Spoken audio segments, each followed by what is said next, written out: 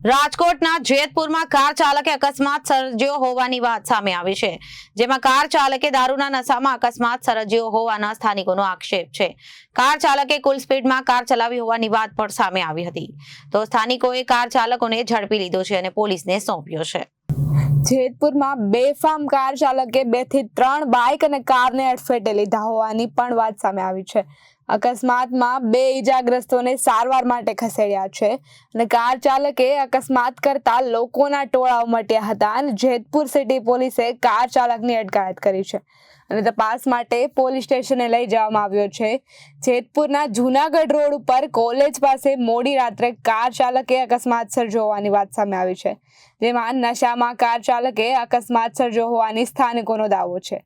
Car ચાલકે 2 થી 3 bike અને કારને અડફેટે લીધા, જેમાંથી 2 થી 3 લોકો ઇજાગ્રસ્ત થયા હોવાની પણ વાત સામે આવી છે, તો ઇજાગ્રસ્તોને સારવાર માટે હોસ્પિટલ અર્થે ખસેડવામાં આવ્યા છે। પોલીસે સમગ્ર ઘટનામાં ઘટના સ્થળે પહોંચી વધુ તપાસ હાથ ધરી હતી અને આ સમગ્ર ઘટનાની નોંધ લીધી છે। Bureau report Janadesh news, Jetpur.